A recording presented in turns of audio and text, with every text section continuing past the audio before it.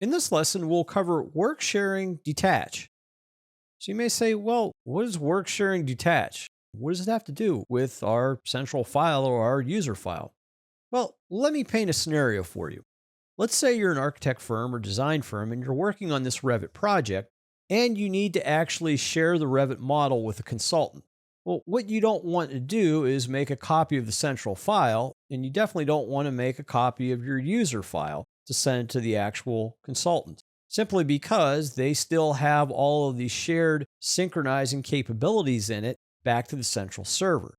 What you really want to do is make a copy of either your file or the central file and then detach all of the synchronization settings or work set settings that would tie it back to your central file.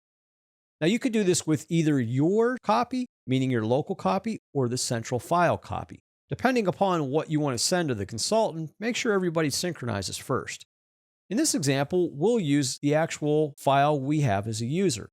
Now, another case for this is if you received a file from an architect or design firm and you go to open it and you get a message about it being tied to a central file.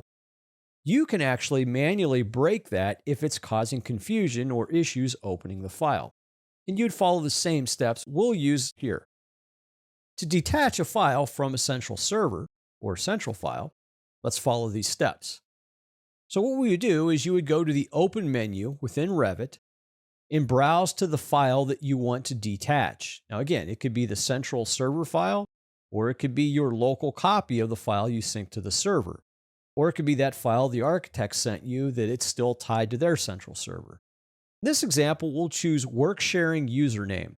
Now on the very bottom, you have an option in Worksharing called Detach from Central.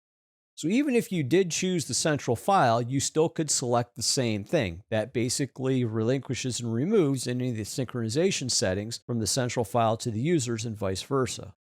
Audit would basically tabulate an audit trail for what you do. Now, I'm not going to select that because that'll take a little time for it to actually audit this actual file. So when you select this, you're going to see a message box next stating what you're actually about to do is detach it. So make sure you click Worksharing or the file name, check mark Detach from Central, then click Open. Here now it's telling you you're about to basically break all of these links and make this model independent from the central file and all the other users. So what do you want to do? Obviously we want to detach, but do you want to keep the work sets in the work set dropdown, or do we want to disregard the work sets? That's a question up to you depending upon how this is actually going to be used. In this example here, I'm going to choose the first one, detach and preserve work sets. So let's go ahead and select detach and preserve work sets. So what Revit does now is basically opens that file, removes any work sharing capabilities to the central server, but retains the work sets. To see that, let's go to the Collaborate tab. On the Collaborate tab, click Work Sets.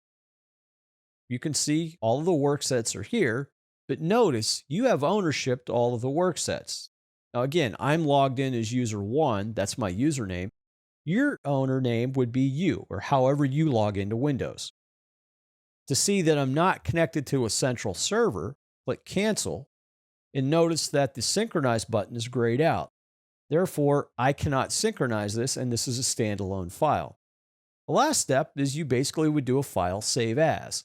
So I can go to the large R, save as, project, and then save this as a standalone project file name that I could give to my consultant, or if it's one that I got from an architect that was still tied to their central server, this would break the links and now I can open it and work on that project file.